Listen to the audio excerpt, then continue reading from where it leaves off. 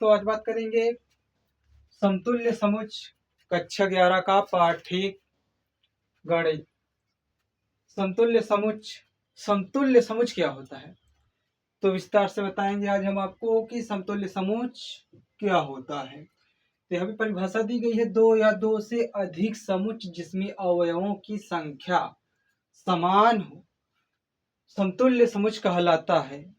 और समान समुच्च में क्या था, अवयवों की संख्या समान हो और अवयव दोनों समान हो तब समान समुच्च कहेंगे उसको।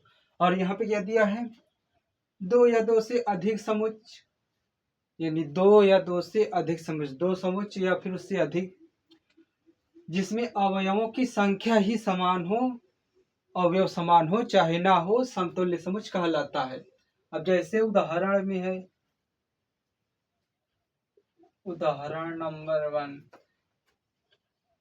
ए बराबर, ये कोई समुच्चय है, 1 2 3, बी बराबर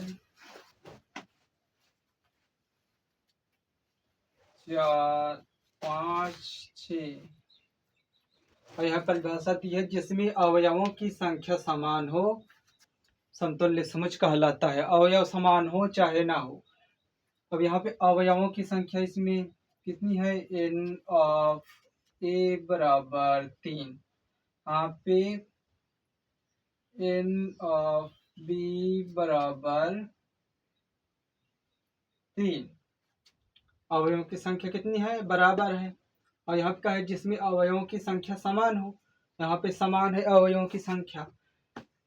अब यहाँ पे अवयव समान है नहीं है, लेकिन हमें अवयव से लेना देना नहीं है, हमें केवल यह देखना है कि अवयवों की संख्या समान है कि नहीं है। तो अवयवों की संख्या समान है, इसलिए समतुल्य समुच्च है। अब जैसे दूसरा है, ए बराबर 1 2 3, बी बराबर 1 3 6। और यहाँ पे देखना है अवयवों की संख्या समान है कि नहीं है, अवयवों की संख्या समान है। एन ऑफ ए बराबर 3, एन ऑफ बी बराबर 3। अब यहाँ पे 1 अवयव मिल रहा है, 3 भी मिल रहा है, लेकिन 6 नहीं है। और समान समुच्च में हम क्या पढ़े थे कि सभी अवयव समान होने चाहिए। ऐसा नहीं है कि एक कोई भी अवयव भी मिल जाए तो वो समान समुच्चय होगा, नहीं होगा। तो इसीलिए ये समान समुच्चय नहीं है, ये समतुल्य समुच्चय है, क्योंकि अवयवों की संख्या समान है, अवयव समान नहीं है। धन्यवाद दोस्तों, आगे बात करते हैं। धन्यवाद। तीसरा उदाहरण है, तीसरा है ए बराबर 1 2 3 4 5। संख्याएं चाहे जितनी पड़ी दे दे, बस हमें ये देखना है कि समुच्च के अवयव समान है कि नहीं है, बस समतुल्य समुच्च में। बी बराबर है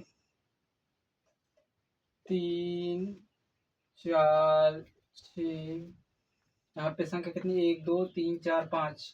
हमें समतुल्य समुच्च बनाना है, हमें 5 ही लेना है।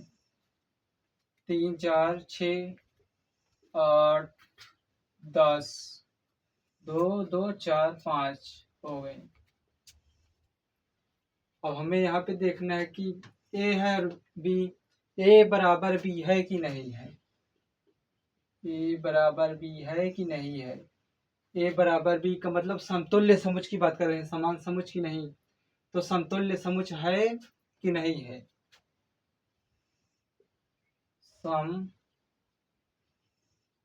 समतुल्य समुच्च है स्टॉप की नहीं है, समतुल्य समुच्च है कि नहीं है।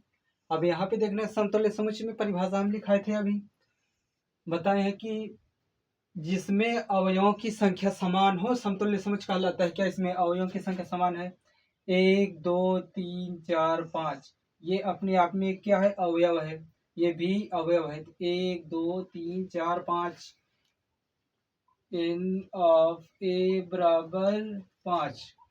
किस भी अवयवों की संख्या को n ऑफ a से दर्शाते हैं।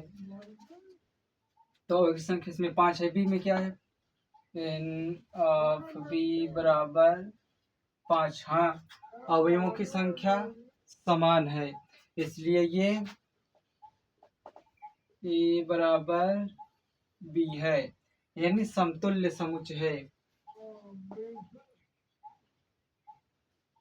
समतुल्य समुच्चय है, समतुल्य समुच्चय है। अब कोई पूछे क्या समान समुच्चय है? समान समुच्चय में भी तो हम a बराबर भी लिखते हैं, लेकिन उसमें लिखते हैं, लेकिन यहाँ पे हमें समतुल्य समुच्चय पूछा है। समतुल्य समुच्चय में कहा है कि अगर अवयवों की संख्या समान है तो हम उसे a बराबर भी कह देंगे। समान समुच्चय में दोनों समान होना चाहिए। धन्यवाद दोस्तों, आज यहीं तक बात करते हैं। धन्यवाद।